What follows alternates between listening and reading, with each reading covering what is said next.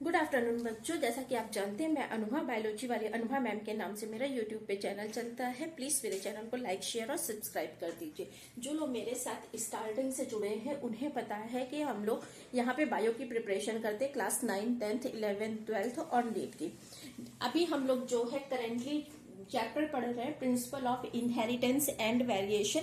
ये किसके अंडर में आता है? जेनेटिक्स की क्लास 12th के अंडर में ये चैप्टर आता है। आज हम करेंगे जेनेटिक डिसऑर्डर्स। जैसे कि मैंने आपको पेडिग्री एनालिसिस बताई थी, ये किस तरह से पेडिग्री एनालिसिस करते हैं। तो आपने क्या देखा था उसमें कि जनरेशन टू जनरेशन जो डिजीज जो है वो ट्रांसफर हो रही है, उनको हम एनालाइज करते हैं, उनको ट्रेस करते हैं कि पर्टिकुलर इस फैमिली में जो है कौन सी डिजीज जो है जनरेशन टू जनरेशन ट्रांसमिट हो रही है। तो जेनेटिक डिसऑर्डर्स जो है वो किससे डील करते हैं? जो इनहेरिट हो रहे हैं बीमारियां, या फिर जो है जो क्रोमोसोमल या जीन बेस पे है। तो ये बीमारियां जो है ये किससे रिलेट करती हैं? जितने भी जेनेटिक डिसऑर्डर्स है वो जीन्स एंड क्रोमोसोम्स पे। ठीक है, अब देखिए ये दो टाइप की हो सकती हैं। कौन कौन से दो टाइप इसमें पॉसिबल है? फर्स्ट वन, हम लोगों ने जब जेनेटिक्स में फादर ऑफ जेनेटिक्स कौन है? मेंडल है। तो मेंडल ने क्या बताया था कि inheritance of traits, inheritance of characters. तो इसी तरह से जिस तरह से इनहेरिटेंस ऑफ ट्रेट्स और इनहेरिटेंस ऑफ कैरेक्टर्स है बच्चों, उसी तरह से जो है कुछ डिजीज है जिनका इनहेरिटेंस होता है। क्यों होता है, कैसे होता है, जो डिजीज एनसीईआरटी में मेंशन है उनको हम आज के इसमें कवर करेंगे। ठीक है, तो ये फर्स्ट जो है, फर्स्ट वन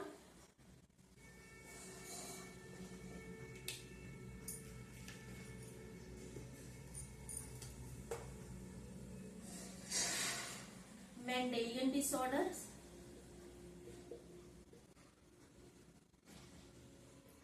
मेंडेलियन डिसऑर्डर्स में कौन सी आ रही है? फर्स्ट वन डाला, इसका मतलब कोई और टाइप भी होगा, दैट इज क्रोमोसोमल डिसऑर्डर्स।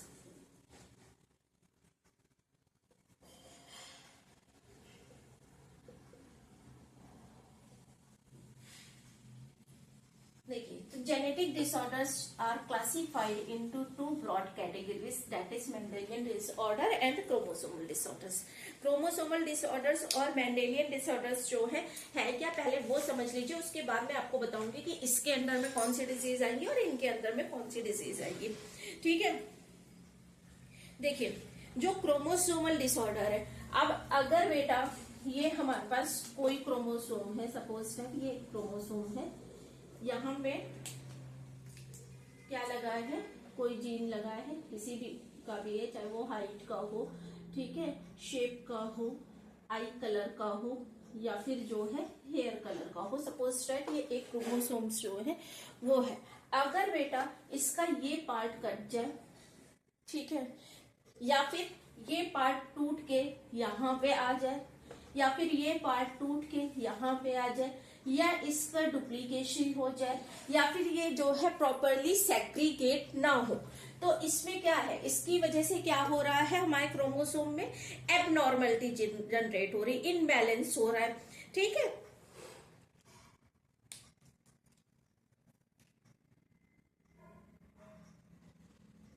तो एबनॉर्मेलिटी या इनबैलेंस जनरेट हो रहा है। ये कोई भी हो सकता है, या तो ये किससे रिलेट करें? क्रोमोसोम के शेप से।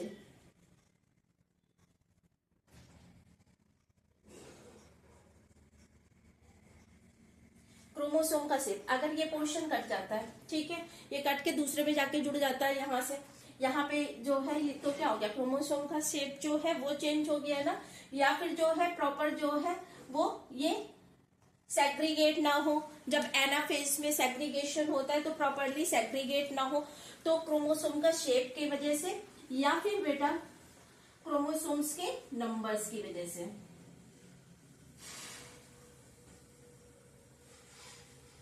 नंबर्स के कैसे?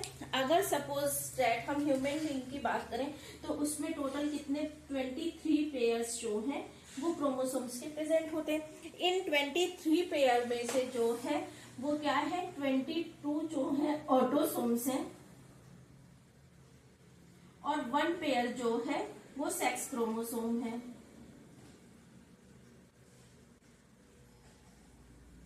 तो या तो इसके नंबर में या फिर इसके नंबर में, जैसा कि आपको पता है सेक्स डिटर्मिनेशन में आप लोगों को पढ़ा चुकी हूँ, एक्स एक्स और एक्स वाई है। ये हमारा जो है एक्स एक्स अगर है तो ये फीमेल है, और ये है तो ये हमारा क्या है, ये मेल है। ठीक है, तो टोटल 23 पेयर्स है, इसका मतलब हमारे पास टोटल क्रोमोसोम्स नंबर 46 है।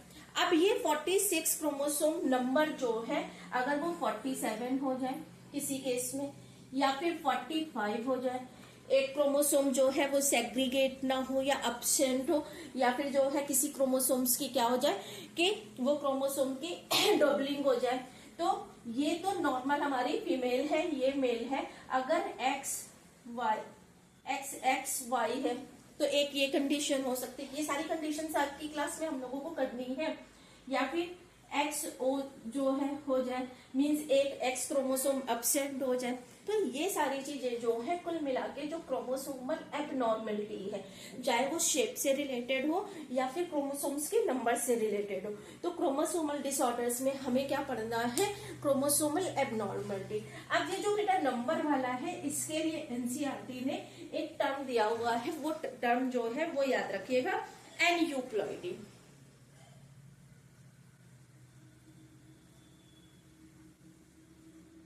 पोलाइटी आपको पता है, मैंने बताया है कि set of number of chromosomes जो है, अगर वो सिंगल सेट प्रेजेंट है तो हम उसको क्या बोलते हैं, हैप्लॉइड। अदरवाइज क्या बोलते हैं, डिप्लॉइड, अगर दो सेट्स प्रेजेंट है।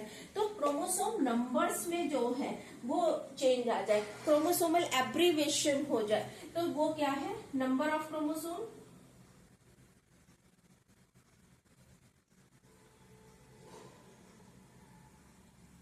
और you can say that abbreviation.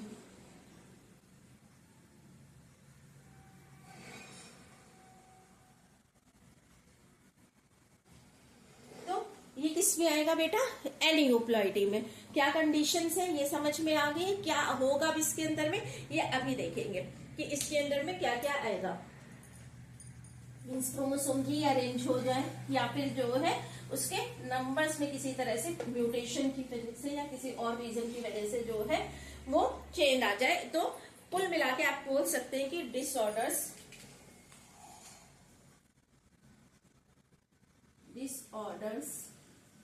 are created due to imbalance or abbreviation of chromosomes। ठीक है, वो डिसऑर्डर्स जो क्रोमोसोमल एबनॉर्मलिटी, क्रोमोसोमल इनबैलेंस या क्रोमोसोमल एब्रीवेशंस की वजह से होते हैं, उनको हम किसकी कैटेगरी में पढ़ेंगे, क्रोमोसोमल डिसऑर्डर की कैटेगरी में। और क्या है बेटा, जब हम लोगों ने, मैंने आपको पेडिग्री बताई थी, तो पेडिग्री एनालिसिस में बताया था कि जनरेशन टू जनरेशन कैसे ट्रांसफर होते हैं, वो हम स्टडी करते हैं बेटा। ये जेनेटिक डिसऑर्डर क्रोमोसोम के बेस पे ही हो रहा है, लेकिन आप इसमें पेडिग्री एनालिसिस नहीं कर सकते। ठीक है, तो pedigree analysis can't be performed।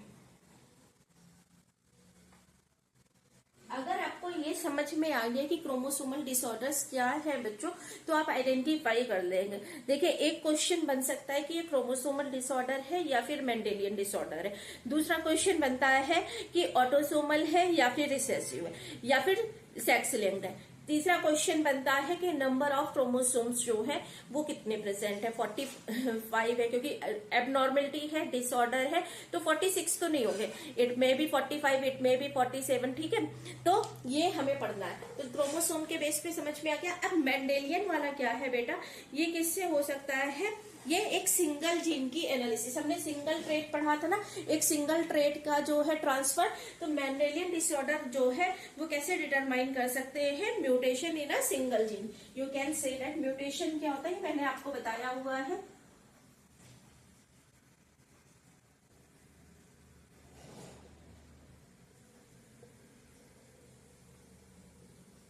Mutation जो है एक सिंगल जीन में भी अगर एबनॉर्मलिटी जो फर्क आ रहा है तो भी जो है वो किस में आ जाएगा, वो भी हमारा आ जाएगा मेंडेलियन में। ठीक है, और क्या है, they are transmitted to offspring. ठीक है, they are transmitted to offspring from parent. ठीक है, ये जो है वो ट्रांसफर होते हैं ऑफ स्प्रिंग में पेरेंट से, जैसे कि हमने मेंडेलियन प्रिंसिपल्स में पढ़ा था। मेंडेलियन प्रिंसिपल आप लोगों ने जिसने भी अभी तक मेरी क्लास नहीं लगाई है तो प्लीज जाके वो क्लासेस लगा लीजिए। हम लोगों ने एक एक पॉइंट बहुत अच्छे से जो है वो कवर अप किया हुआ है। ठीक है, दे आर ट्रांसमिटेड। ठीक है, अच्छा अब ये जो है ये किससे डिटरमाइन हो रहे हैं, ये क्रोमोसोमल के स्ट्रक्चर या नंबर से डिटरमाइन हो रहे हैं। ये किससे डिटरमाइन हो रहे हैं, जो म्यूटेशन हो रहा है एक सिंगल जीन में। इसमें क्या है बेटा, पेडिग्री एनालिसिस जो है वो पॉसिबल नहीं है। ठीक है, इसमें क्या है, पेडिग्री एनालिसिस के थ्रू आप इसको एनालाइज कर सकते हो। ठीक है, you can determine its determine it from its pedigree। ठीक है, दोनों का डिफरेंस समझ में आ गया। एक में आप पेडिग्री एनालिसिस कर सकते हो, एक में आप पेडिग्री एनालिसिस नहीं कर सकते हो। एक जो है वो जीन से डील कर रहा है, जीन्स के बेस पे हम उसको वो कर रहे हैं, डिटरमाइन कर रहे हैं। एक हमारा जो क्रोमोसोम,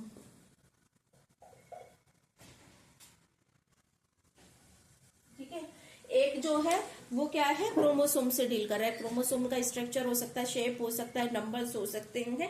ये डिफरेंसेस जो है इस, अगर आप ये ध्यान रखेंगे तो आप ये कंफ्यूज नहीं होंगे जब आपके पास एग्जाम में आएगा कि मेंडेलियन डिसऑर्डर है या क्रोमोसोमल डिसऑर्डर से। अब देखिए मेंडेलियन डिसऑर्डर में हमें कौन कौन से मेंडेलियन डिसऑर्डर पढ़ने हैं और कौन कौन से सिर्फ नाम आपके पे दे रखे हैं एनसीईआरटी में। फर्स्ट वन है हीमोफीलिया।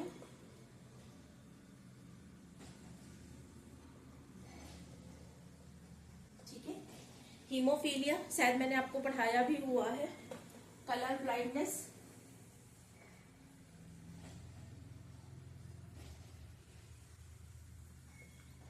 सिकल सेल एनीमिया, बहुत इंपॉर्टेंट,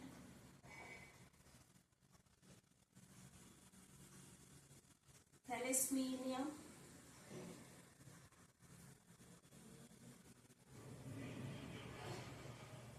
ठीक है, ये हो गए। और एक आपके में दी हुई है सिस्टिक फाइब्रोसिस।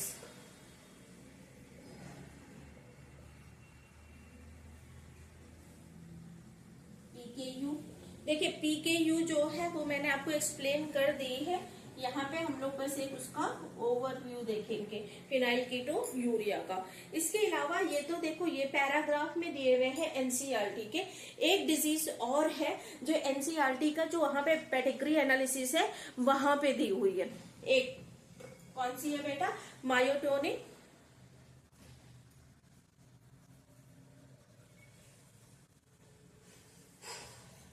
डिस्ट्रॉफी। अब इसमें से देखिए ये तो जो है ये मेंडेलियन डिसऑर्डर्स आपको याद करने हैं। इसमें से हमें क्या देखना है कि कौन सी ऑटोसोमल है और कौन कौन सी सेक्स लिंक्ड है। तो इनमें से जो हमारी कलर ब्लाइंडनेस और हीमोफीलिया है ये दोनों जो है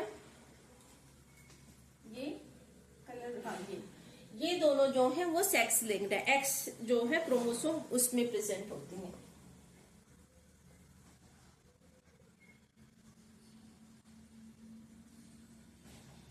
इनको हम क्या बोलते हैं, एक्स लिंक्ड या फिर सेक्स लिंक्ड। टर्म बहुत इंपॉर्टेंट है, सेम यहाँ भी ये भी जो है एक्स लिंक्ड है। एक चीज तो ये देखनी है। अब इसका मतलब अगर ये दोनों जो है हमारी वो सेक्स लिंक्ड है, ये सारी जितनी भी है चाहे वो सिकल सेल हो, थैलेसीमिया हो, सिस्टिक फाइब्रोसिस हो, ये सारी बेटा क्या है हमारी ऑटोसोमल डिजीज है। जितनी भी हैं ये हमारी ऑटोसोमल है। तो ये जितने डिसऑर्डर है मीन सिकल सेल एनीमिया, ये ऑटोसोम से रिलेट करती। थैलेसीमिया ये भी ऑटोसोम से रिलेट करती। Cystic fibrosis, PKU and myotonic dystrophy. इसमें से बेटा ये जितनी है इसको छोड़ के, मायोटेनिक डिस्ट्रॉफी को छोड़ के, क्योंकि मायोटेनिक डिस्ट्रॉफी जो है तो ऑटोसोमल ही, ऑटोसोमल, बट ये जो है ये डोमिनेंट टाइप की है। डोमिनेंट क्यों? क्योंकि डोमिनेंट का क्या मतलब है कि वो चाहे हेट्रोजाइगस कंडीशन में हो या फिर होमोजाइगस कंडीशन में हो, उसका इम्पैक्ट आएगा। ठीक है, अगर कोई जो है वो रिसेसिव है तो रिसेसिव के केस में क्या होगा, रिसेसिव तो सिर्फ और सिर्फ अपने आप को होमोजाइगस कंडीशन में ही जो है वो रिफ्लेक्ट कर सकते हैं, उनके कैरेक्टरिस्टिक होमोजाइगस कंडीशन में ही रिफ्लेक्ट करेंगे।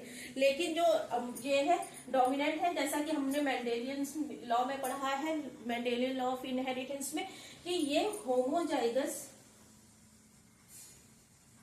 एज वेल एज हेट्रोजाइगस दोनों के केस में जो है ये अपने इम्पैक्ट दे सकती है। ठीक है, अब ये सारी मैंने आपको क्या बताई, ये सारी ऑटोसोमल है। इसके लिए आपको बताया कि ये ऑटोसोमल जो है वो डोमिनेंट टाइप की। इसका मतलब ये सारी कैसी हो गई बेटा, ये सारी हमारी रिसेसिव है। तो रिसेसिव के केस में आपको पता होना चाहिए कि वो जब होमोजाइगस कंडीशन होगी तो उसी टाइम पे मीन्स बोथ एलील जो है वो अगर अफेक्टेड है तभी वो डिजीज ट्रांसफर होगी, अदरवाइज वो डिजीज ट्रांसफर नहीं होगी। ये तो इसमें है बेटा, एक्स क्रोमोसोम्स में प्रेजेंट है। अब ये हो गई हमारी मेंडेलियन की। अब इसमें क्या है वो देख लेते हैं।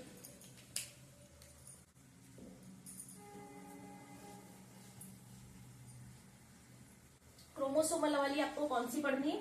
इसमें से भी बच्चों आपको जो एनसीईआरटी में दे रखी है पढ़नी, जो है हीमोफीलिया पढ़नी है, सिकल सेल पढ़नी है, आपको पीकेयू पढ़नी है। बाकी सबका जो है वो डिटेलिंग आपके में नहीं है, बस नाम मेंशन है, तो हम वही पढ़ेंगे। इसके केस में क्रोमोसोमल में आपको क्या पढ़ना है, डाउन सिंड्रोम,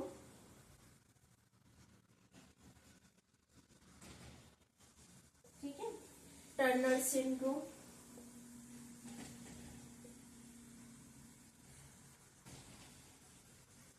और क्या पढ़ना है बेटा, क्लाइनफेल्टर।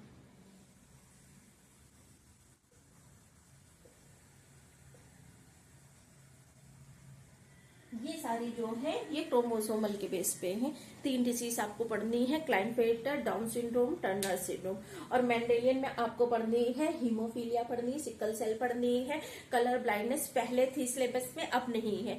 ठीक है, लेकिन अगर आपको हीमोफीलिया समझ में आ गई तो आप कलर ब्लाइंडनेस के क्वेश्चंस भी सॉल्व कर लोगे, दोनों एक्स लिंक्ड है, दोनों कर सकते हो। ठीक है, सिकल सेल एनीमिया, थैलेसीमिया दोनों ही एनीमिया है, लेकिन डिफरेंस क्या है वो हम देखेंगे। सिस्टिक फाइब्रोसिस और पीकेयू और मायोटोनिक डिसऑर्डर्स, ये सारे जो है डिसऑर्डर्स हमें करने हैं।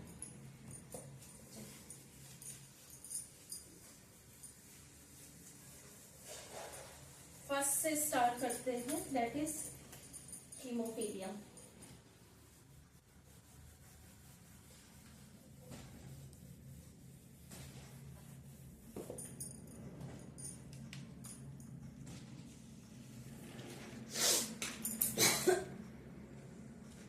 हीमोफीलिया किसके केस में होती थी बेटा, एक तो एक्स लिंक्ड है और रिसेसिव है। बहुत इंपॉर्टेंट पॉइंट जो है, पहला पॉइंट तो आपको पता होना चाहिए, मेंडेलियन डिसऑर्डर है।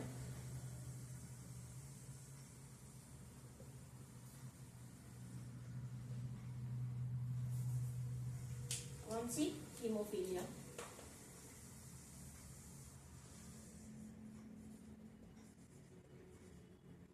मेंडेलियन डिसऑर्डर है हीमोफीलिया। किस कौन से जो है, ऑटोसोम से या एक्स लिंक्ड है। इसके अलावा डोमिनेंट है या फिर रिसेसिव है। तो डोमिनेंट है या फिर रिसेसिव है तो ये बेटा कैसी है, एनसीईआरटी ने फर्स्ट ही लाइन लिखी है, एक्स लिंक्ड रिसेसिव। अब इसका क्या मतलब है, एक्स लिंक्ड रिसेसिव। इसके बेटा जीनोटाइप्स देख लीजिए कि हीमोफीलिया के क्या क्या जीनोटाइप पॉसिबल है और डिजीज किसमें होगी। ये दिया हुआ है, ये जो भी मैं बता रही हूँ सब आपके एनसीईआरटी की एक एक लाइन है, ठीक है। तो एनसीईआरटी की लाइन के अकॉर्डिंग जो हीमोफीलिया है, अगर मैं आपके पास लिख रही हूँ एक्स एंड एक्स, तो ये क्या कंडीशन है, इसमें कोई हीमोफिलिक जीन्स नहीं प्रेजेंट है, दोनों क्रोमोसोम्स जो है वो हमारे नॉर्मल है, ये दो क्रोमोसोम्स जो है ये दोनों नॉर्मल है। तो ये फीमेल जो है कैसी होगी, नॉर्मल। अब क्या है, अगर ये केस है, एक जो है वो हीमोफिलिक जीन प्रेजेंट है, उसका एलील प्रेजेंट है, तब क्या कंडीशन होगी कि सपोज सेट ये हमारा क्रोमोसोम है, एक क्रोमोसोम ये है, एक क्रोमोसोम ये है, इसमें क्या प्रेजेंट है बेटा, यहाँ पे जीन प्रेजेंट है हीमोफीलिया का। तो क्या होगा बेटा, ये देखिए दो क्रोमोसोम है, दो क्रोमोसोम में सिर्फ एक में प्रेजेंट है कैसी, रिसेसिव। रिसेसिव के लिए क्या कंडीशन होनी चाहिए, होमोजाइगस, दोनों में प्रेजेंट होनी चाहिए तभी एक्सप्रेस होगा ना, एक एलील से तो एक्सप्रेस होगा नहीं। तो ये फीमेल जो है बेटा ये कैसी होगी, नॉर्मल, मीन्स इसको क्या है, डिजीज फ्री है, डिजीज नहीं है बेटा, लेकिन इसके पास ये एलील प्रेजेंट है डिजीज का, तो ये क्या कर रही है बेटा, कैरी कर रही है एलील को, तो इसको हम क्या बोलेंगे, कैरियर फीमेल। दोनों में अंतर समझ में आया, दोनों एक्स एक्स ये हमारी सिंपल है, इसमें कोई हीमोफिलिक जीन नहीं प्रेजेंट है, दैट्स वाई नॉर्मल फीमेल। ये क्या है, एक्स एच और एक्स सिंपल, इसमें हीमोफिलिक जीन प्रेजेंट है, तो ये कैसी हो गई बेटा, नॉर्मल जो है मीन्स सिम्टम्स नहीं है। सिम्टम्स क्यों नहीं एक्सप्रेस हो रहे, क्योंकि रिसेसिव है। अगर ये डोमिनेंट होती तो ये इस केस में भी डिजीज वाली होती, इसमें डिजीज होती हीमोफीलिया, लेकिन ये कैसी है, कैरियर है, मीन्स ये ट्रांसफर कर सकती है। आप देखें दूसरा केस क्या हो सकता है, ये तो फीमेल्स की बात हो गई, मेल के केस में क्या होगा, एक्स वाई नॉर्मल, कोई प्रॉब्लम नहीं है, एक्स एच वाई। अब इसमें क्या प्रेजेंट है बेटा, देखिए डिफरेंस देखिए, इसका भी एक एच जो है वो कैसा है, हीमोफिलिक है, इसका भी एक एच जो है वो कैसा है, हीमोफिलिक है, लेकिन इसके पास तो बेटा ओवरऑल एक ही एच है, वो हीमोफिलिक, सॉरी एक ही एक्स है वो हीमोफिलिक है, एक ही एच प्रेजेंट है एक्स क्रोमोसोम पे, तो इसलिए कैसा होगा, डिजीज्ड। होमोजाइगस कंडीशन में जब एक्स एक्स है उस कंडीशन पे दोनों एलील अगर दोनों क्रोमोसोम में प्रेजेंट होंगे तभी हमें डिजीज होगी, अगर एक सिंगल में प्रेजेंट है तो नहीं है। इसका मतलब क्या है, अगर मैं लिखूं एच मीन्स ये दोनों एलील जो है इनमें एच प्रेजेंट है, उस केस में ही ये डिजीज होगी, मीन्स उसी टाइम पे ये हीमोफिलिक फीमेल होगी तभी डिजीज प्रेजेंट होगी, अदरवाइज नहीं प्रेजेंट होगी। ये नॉर्मल, ये इन दोनों केस में, लेकिन ये कैसी है बेटा, यहाँ पे सिर्फ एक सिंगल क्रोमोसोम प्रेजेंट है, ठीक है। तो हेट्रोजाइगस फीमेल, एनसीईआरटी कह रही है हेट्रोजाइगस फीमेल जो है वो कैसी है, कैरियर है, उसमें डिजीज खुद नहीं है लेकिन वो ट्रांसफर कर सकती है। ये आपको और कैसे समझ में आएगा अभी मैं आपको बता रही हूँ। देखिए अभी आपको शायद कंफ्यूजन, लेकिन ये फिनोटाइप्स जो है, जीनोटाइप और फिनोटाइप दोनों जो है उसमें दिए गए हैं एनसीईआरटी में। सपोज दैट हमारे पास एक कैरियर फीमेल है, ये नॉर्मल है, इसके गैमेट्स क्या बनेंगे, एक हमारा हीमोफिल, एक हमारा नॉर्मल, इसके गैमेट क्या बनेंगे, यही तो बनेंगे।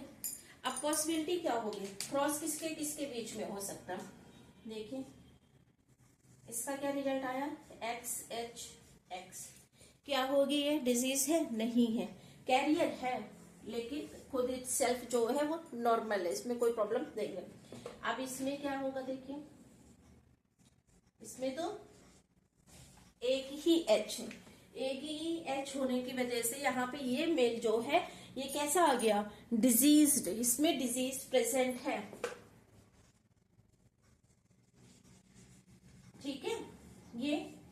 XX नॉर्मल फीमेल, ये डिजीज्ड मेल, ये नॉर्मल फीमेल, नॉर्मल है बट कैरियर है। XY normal male. तो इन चार जो है उन पॉसिबिलिटी में से सिर्फ एक मेल हमारे पास ऐसा आ रहा है जिसके पास डिजीज है, सिर्फ एक मेल आ रहा है जिसका क्या है जीनोटाइप हमारा ये। तो आप क्या कह सकते हैं कि 25% चांसेस है या 1/4 जो है चांसेस है कि अगर कोई कैरियर फीमेल है, ये हमारी क्या है कैरियर फीमेल है, वो नॉर्मल मेल से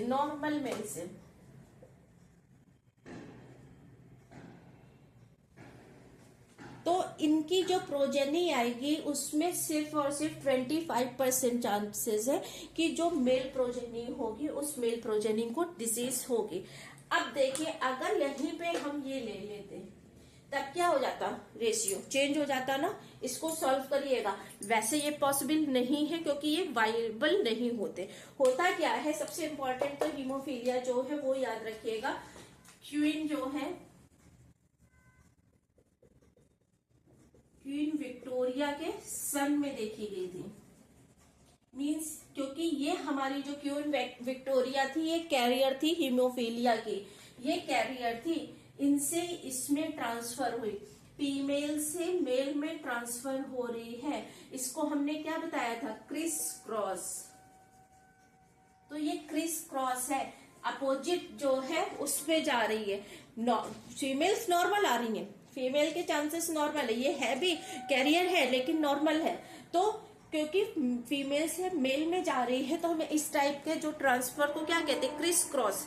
तो ये क्रिस क्रॉस डिसऑर्डर है। क्वीन विक्टोरिया का केस जो है, जो ब्रिटिश साम्राज्य था उसमें क्वीन विक्टोरिया जो थी वो कैरियर थी हीमोफीलिया की, और उनके थ्रू जो है उनके सन में ये पास हुई थी, वो हीमोफिलिक था। होता क्या है हीमोफीलिया में बच्चों कि अगर एक छोटा सा कट लग जाए, आप कुछ भी काम कर रहे हो, कोई ऐसा शार्प टूल है या किचन में काम कर रहे हो या फिर नॉर्मल आप जो है वो किसी इंस्ट्रूमेंट में वर्क कर रहे हो, छोटा सा कट लग जाता है तो क्या होता है कि ब्लीडिंग अपने आप जो है वो रुक जाती है। लेकिन हीमोफीलिया के केस में क्या होता है कि कंटिन्यू ब्लीडिंग होती है, इतना सीवियर ब्लड लॉस हो जाता है, एक छोटा सा कट भी जो है वो आपकी डेथ का रीजन हो सकता है। तो ये क्या है, हमारी हीमोफीलिया। समझ में आ गई। क्वीन विक्टोरिया जो है वो इस डिजीज की कैरियर थी। यही सब जो है हमारा एनसीईआरटी में लिखा हुआ है। नेक्स्ट डिजीज जो है उसको देख लीजिए।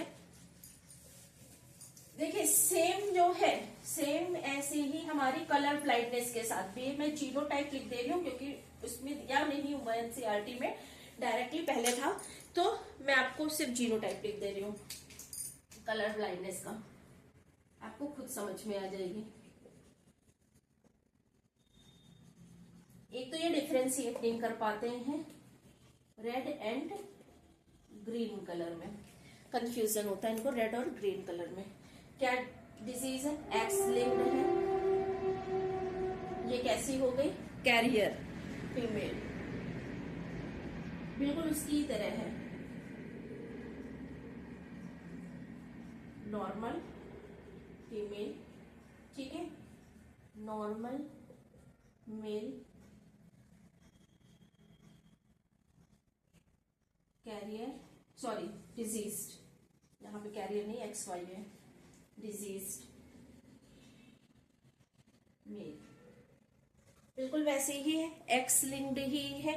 और अगर जो है एक ही उसमें प्रेजेंट है तो वो फीमेल जो है वो सिर्फ कैरी करेगी, ट्रांसफर कर सकती है, लेकिन खुद डिजीज फ्री है, उसको डिजीज खुद नहीं है। डिजीज उसको कब होगी, जब XC और XC होगा। ठीक है, समझ में आ गया कलर ब्लाइंडनेस। अब हम सिकल सेल पढ़ते हैं जो एनसीईआरटी में हमारी नेक्स्ट दी हुई है।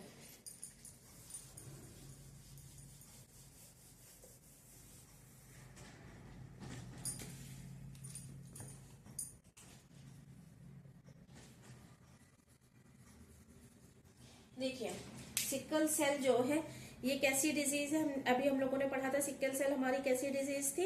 ये इसका जीनोटाइप कैसा होगा, और क्या होगा इसमें, क्या होता है देखिए, इसमें डायग्राम भी दिया हो, पूरा डायग्राम के साथ एक्सप्लेन किया हुआ है।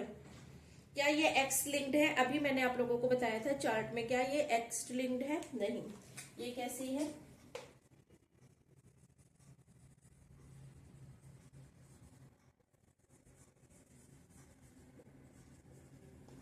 ऑटोसोमल और रिसेसिव। ऑटोसोमल में सिर्फ आपको एक डोमिनेंट बताई है, वो भी पैरा में नहीं दिया हुआ है। जब आप एनसीईआरटी का जो है डायग्राम देखेंगे पेडिग्री वाला, उसमें दिया हुआ है मायोटोनिक डिस्ट्रॉफी वाला। तो ऑटोसोमल रिसेसिव है। होता क्या है, इसके क्या क्या जीनोटाइप हो सकते हैं बेटा? होता क्या, पहले ये देख लीजिए। इसमें अगर सपोज दैट ये हमारा हीमोग्लोबिन है, तो हीमोग्लोबिन में अल्फा और बीटा चेन्स होती हैं। यहाँ पे इस तरह से ये हमारी अल्फा और बीटा चेन्स होती हैं। तो ये डील करता है सिकल सेल जो है वो बीटा चेन के साथ। ग्लोबिन प्रोटीन जो है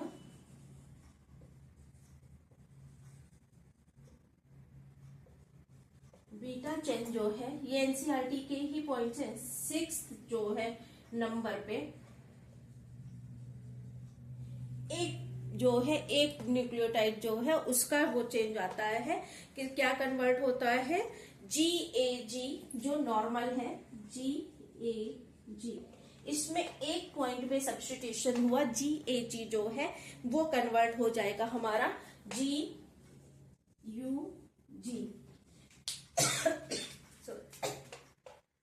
सिर्फ एक A जो है वो U में कन्वर्ट हो गया, और उसकी वजह से देखिए GAG बोलूं मैं या GUG बोलूं या कुछ भी, ये तीन क्या है, ये कोडॉन है। ये हम लोग जेनेटिक कोड में पढ़ चुके, यही ट्रांसलेट होते हैं। आते कहां से कोडॉन? देखिए ये कोडॉन अगर GAG है तो इसका मतलब जो इसका डीएनए होगा उसमें क्या प्रेजेंट होगा, डीएनए जो प्रेजेंट होगा, डीएनए में एक कोडिंग स्ट्रैंड होगा, एक क्या होगा, नॉन कोडिंग। ये सब हम लोग कर चुके हैं। और you can say that template. तो जो टेम्पलेट स्ट्रैंड है उसकी वो ट्रांसलेट होता है कोडिंग स्ट्रैंड। इसलिए बोलते हैं क्योंकि कोडिंग स्ट्रैंड की एग्जैक्ट कॉपी ये होता है। ठीक है, कोडिंग स्ट्रैंड की एग्जैक्ट कॉपी होता है। अगर हमारे पास कोई डीएनए इस तरह से है जिसमें यहाँ पे GAG है, ठीक है, और उसका कॉम्प्लीमेंट्री ही डीएनए होता है, तो यहाँ पे क्या प्रेजेंट होगा, G की बाइंडिंग किसके साथ होती है, C के साथ होती है, CTC। ये हमारा अगर जो है टेम्पलेट स्ट्रैंड में ये प्रेजेंट है तो वो कन्वर्ट होके जब mRNA बनेगा तो क्या बनेगा, GAG। देखिए अब ये GAG और ये GAG बिल्कुल कॉमन है, तभी हम कहते हैं कि कोडिंग स्ट्रैंड जो है वो mRNA की बिल्कुल एग्जैक्ट कॉपी होता है। तो GAG जो है वो किसको कोड करता है, एक मिनट यहाँ पे बना दो, GAG जो है वो किसको कोड करता है, ग्लूटामिक एसिड को। ठीक है, अब इस पे एक पॉइंट पे म्यूटेशन हो गया, ठीक है, पॉइंट म्यूटेशन, एक न्यूक्लियोटाइड जो है सिर्फ वो चेंज हुआ पूरे कोडॉन में से, जी दोनों में सेम है, एक सब्स्टिट्यूशन हुआ सिर्फ एक इसका,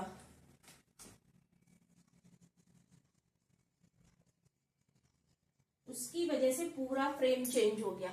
GAG जो कोड कर रहा था ग्लूटामिक एसिड को, GUG will be code for valine.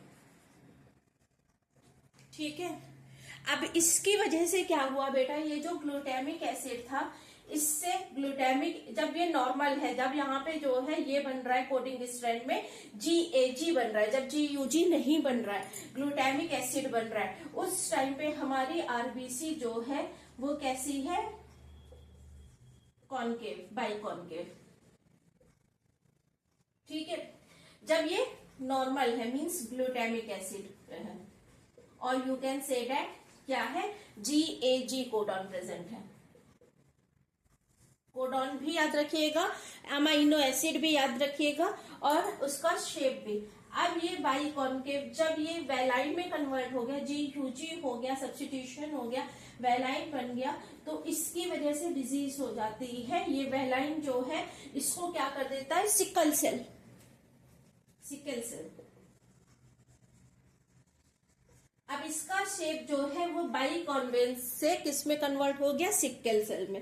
अब ये सिक्कल सेल जो है वो कैसी हो गए, वो क्या उतने वो हीमोग्लोबिन के जो है उसको वेन्स में क्या होगा, टफ होगा ना, कॉम्प्लेक्सिटी होगी ना। और एनसीईआरटी की लाइन है कि ये जो सिक्कल सेल हीमोग्लोबिन बना है ये ऑक्सीजन की डिफिशिएंसी में क्या हो जाता है, पॉलीमराइज हो जाता है। ठीक है, तो ऑक्सीजन की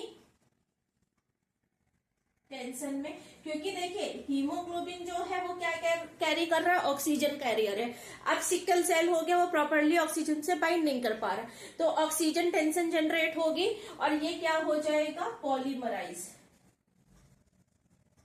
एक एक वर्ड जो है वो एनसीईआरटी का है, एक एक वर्ड। तो सिकल सेल एनीमिया जो है वो एक स्ट्रक्चर को चेंज कर देती है, किसका, हमारे आरबीसी का स्ट्रक्चरल चेंज हो जाता है। ये स्ट्रक्चरल चेंज जो है सिर्फ और सिर्फ एक सब्स्टिट्यूशन से, सिर्फ आपकी क्लास में होता होगा ना, जब स्कूल में कोई भी टीचर एब्सेंट होता होगा या फिर वो किसी और प्रोजेक्ट में या फिर किसी और जो है इवेंट में बिजी होता है, तो क्या होता है, सब्स्टिट्यूशन क्लासेस लग जाती हैं। सपोज दैट मैथ की जगह आपकी साइंस की क्लास लग गई, तो सिर्फ उस एक क्लास की वजह से रिजल्ट जो है वो क्या हो गया, देखिए एक क्लास की वजह से ग्लूटामिक एसिड जो है वो वेलाइन में कन्वर्ट हो गया, जो ट्रिपलेट था, ट्रिपलेट कोडॉन था, वो GAG अब से सिर्फ एक A से U में कन्वर्ट हुआ, वेलाइन में कन्वर्ट हो गया। GAG जब था तो वो नॉर्मल जो है आरबीसी बाइकॉन के फॉर्म कर रहा था, जब ये वेलाइन में कन्वर्ट हो गया तो सिक्कल सेल हो गई। सिक्कल सेल जो है अब वो ऑक्सीजन को कैरी प्रॉपरली नहीं कर पा रही, उसका शेप चेंज हो गया, फ्लो प्रॉपरली नहीं हो रहा है, तो ऑक्सीजन टेंशन में ये पॉलीमराइज हो जाते हैं। समझ में आ गया पूरा सिक्कल सेल में क्या होता है। पहले तो कैसी है, ऑटोसोमल हमारी रिसेसिव है, किस पे जो है, बीटा चेन पे, बीटा चेन की भी किस पे, 6th नंबर के जो है, ठीक है, 6th नंबर पे किसका कन्वर्जन होता है, किसका सब्स्टिट्यूशन होता है, GAG का GUG में। सिर्फ A जो है एडेनिन जो है वो यूरेसिल में कन्वर्ट हो जाता है एक पॉइंट पे, तो आप इसको सब्स्टिट्यूशन या फिर पॉइंट म्यूटेशन भी बोल सकते हो। सिर्फ एक सिंगल न्यूक्लियोटाइड जो है वो चेंज हुआ है, उसकी वजह से पूरा आरबीसी का शेप जो है बाइकॉन्वेक्स की जगह क्या हो गया, सिक्कल सेल हो गया। इतना समझ में आ गया आपको।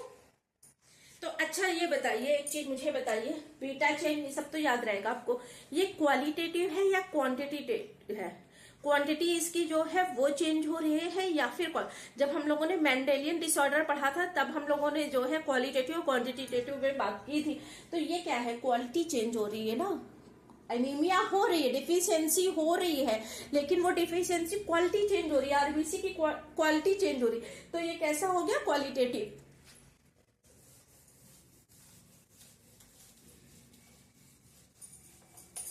इसके अलावा एनसीईआरटी में आपके एक दिया हुआ है, दैट इज PKU। PKU कर लेते हैं, ये समझ में आ गया होगा आई होप आपको, कि जब पेप्टाइड चेन बनती है जो ग्लोबुलिन प्रोटीन फॉर्म करती है उसमें एक उसमें जो है वो चेंज हो जाता है। अब बात करते हैं फिनाइल कीटो यूरिया की, यही दिया हुआ PKU, फिनाइल कीटो यूरिया। एनसीईआरटी क्या कहती है, फिनाइल कीटो यूरिया जो है इसमें क्या होता है, फिनाइल एनेनिल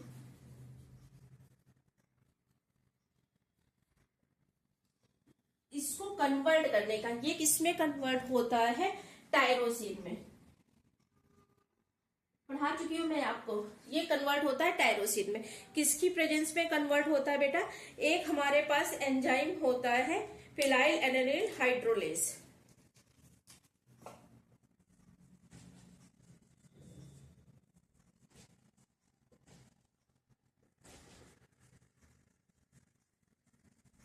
ये हमारा क्या है बेटा, एंजाइम है, जो इस कन्वर्जन में क्या करता है, हेल्प करता है।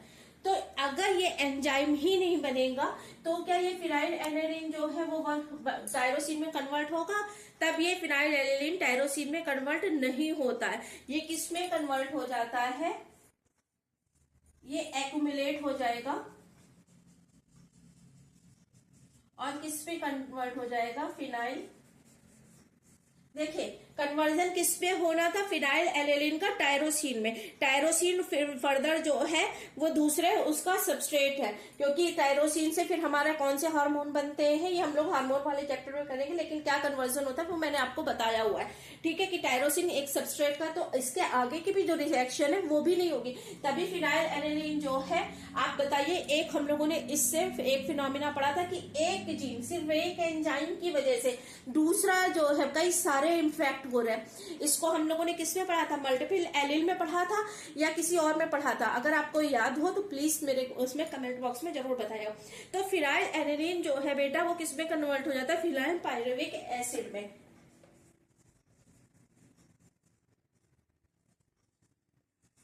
ठीक है।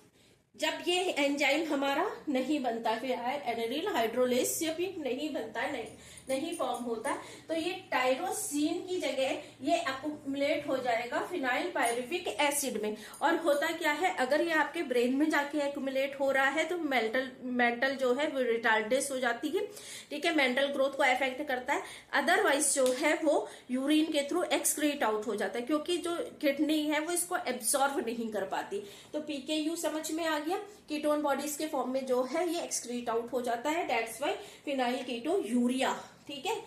यूरिया से एक्सक्रीट आउट जो है यूरिन के थ्रू जो है वो एक्सक्रीट आउट हो जाता है किडनी से, क्योंकि किडनी में इसका एब्जॉर्प्शन नहीं है। इसके साथ ही हम लोगों ने पूरे मेंडेलियन डिसऑर्डर जितने एनसीईआरटी में दिए हुए हैं वो कवर अप कर लिए। अब आ जाइए क्रोमोसोमल डिसऑर्डर्स में।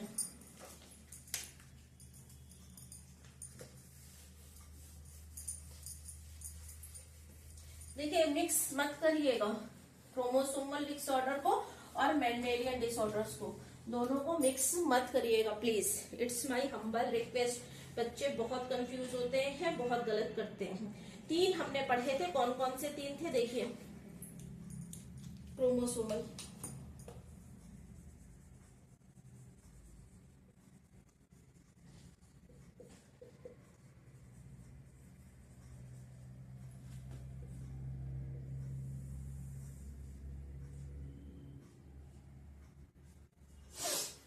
देखिए शॉर्ट में समझा दे रही हूँ, आप इसको एनसीईआरटी रीड करोगे, पॉइंट सारे कवर होंगे, इंपॉर्टेंट पॉइंट जितने भी हम सब कवर कर लेंगे।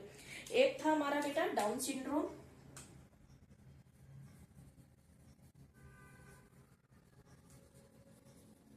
देखिए बच्चों ये जो सिंड्रोम वर्ड होता है ना, ये सिंड्रोम हम किसके लिए यूज करते हैं, ग्रुप ऑफ सिम्टम्स। जब ग्रुप ऑफ सिम्टम्स दिखाई देते, एक सिंगल सिम्टम नहीं, ग्रुप ऑफ सिम्टम्स दिखाई देते हैं। एक है डाउन, एक है टर्नर,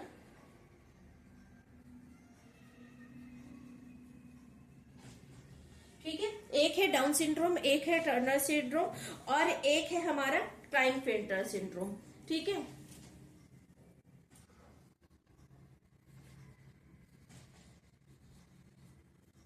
क्लाइनफेल्टर सिंड्रोम, तो होता क्या है क्लाइनफेल्टर सिंड्रोम है,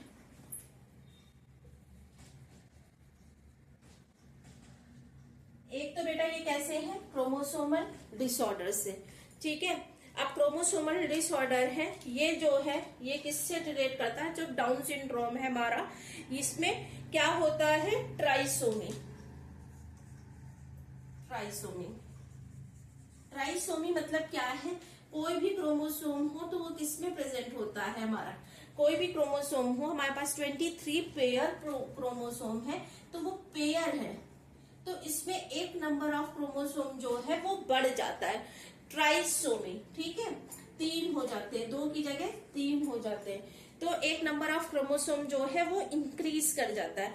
किसमें होता है बेटा, 21st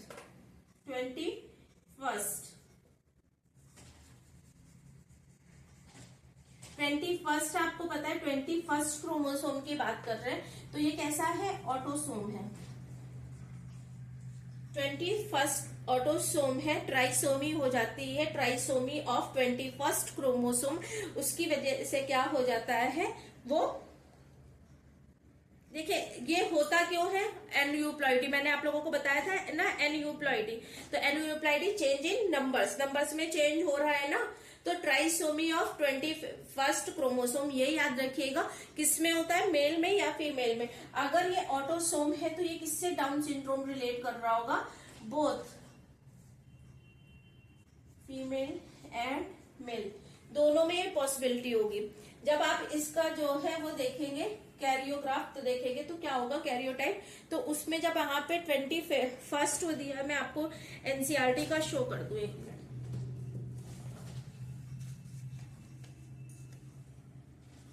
देखिए ये एनसीईआरटी का कैरियोटाइप देखिएगा, इसमें जो 21st है उसमें 2 क्रोमोसोम की जगह जो है वो क्या बने हैं बेटा, 3 क्रोमोसोम्स बने।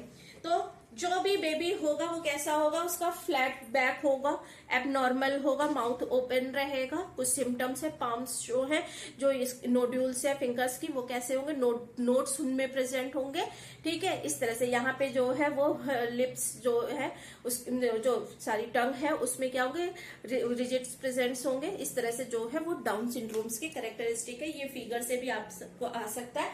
हार्ट डिजीज जो है, इनबॉर्न हार्ट डिजीज उसको होगी। ये सारे जो है डाउन सिंड्रोम, मेल फीमेल दोनों हो सकते हैं। अब टर्नर सिंड्रोम में क्या होता है बेटा, टर्नर सिंड्रोम में मोनोसोमी हो जाती है, जैसे ये ट्राइसोमी है, इसमें क्या हो जाती है, मोनोसोमी।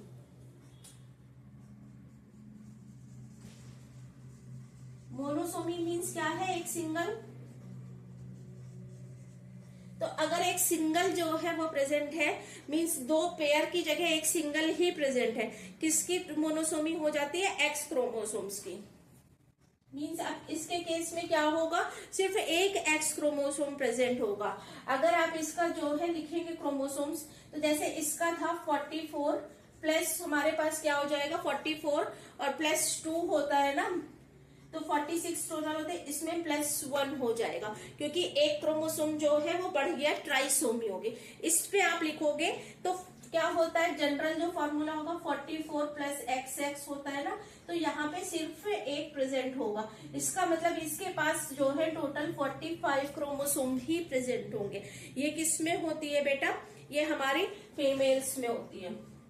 जैसे टर्नर डाउन सिंड्रोम जो है मेल फीमेल दोनों में होता है, उसी से तरह से टर्नर सिंड्रोम जो है वो सिर्फ फीमेल में होगी। अब इस वाले केस में क्या होता है, इसमें भी ट्राइसोमी ही होती है। एक मिनट,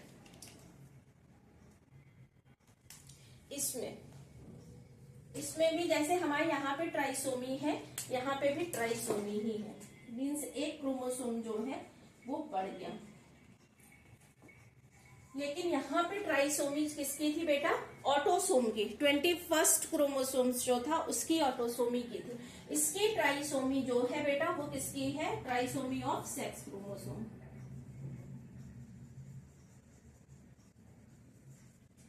इसका क्या फॉर्मूला था, एक बढ़ गया था ना 46 44, और ये जनरल जो है नॉर्मल का होता है, लेकिन इसमें 46 के साथ एक और आ गया था, मीन्स इसका जो है 44 + 3 था ना, इसमें भी जो है 44 के यहाँ पे इसमें इंक्रीज होगा, इसमें सेक्स में नहीं इंक्रीज होगा, इसमें इंक्रीज होगा। तो इसमें क्या हो जाता है बेटा 44 + 3, इसमें ये हो एसोसिएट करती है मेल से XX और Y, ठीक है। देखने में नॉर्मल जो है ये मेल लगेंगे, बट इनमें फीमेल लाइक करेक्टरिस्टिक्स जो है वो डेवलप हो जाते हैं। क्लाइनफिल्टर सिंड्रोम्स जो है मेल में फीमेल लाइक करेक्टरिस्टिक जो है वो डेवलप हो जाते हैं। टर्नर सिंड्रोम्स जो है क्योंकि डेफिशिएंसी है हमारे एक एक्स क्रोमोसोम की, इसलिए यहाँ पे जो है वो जो फीमेल होगी वो स्टेराइल होगी, इनकी ओवरी जो है वो रूडिमेंट्री मीन्स प्रॉपर वर्क नहीं करती, प्रॉपरली डेवलप नहीं है, हार्मोन्स की डेफिशिएंसी होगी, स्टेराइल्स होंगी। ये जो है मेल लाइक अपीयरेंस जो है मेल लाइक है, लेकिन इनमें फीमेल लाइक कैरेक्टरिस्टिक्स एनसीईआरटी लिखती है, ब्रेस्ट का डेवलपमेंट ये हो जाता है। तो मैंने आपको जितना भी क्रोमोसोमल डिसऑर्डर है, जेनेटिक डिसऑर्डर है, वो सब करा दिया है एनसीईआरटी का। पढ़िएगा पॉइंट टू पॉइंट, एक एक पॉइंट कवर किया है हम लोगों ने।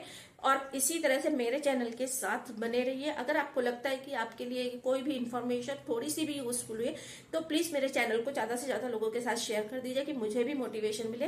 Please like share and subscribe my channel. Thank you, have a nice day.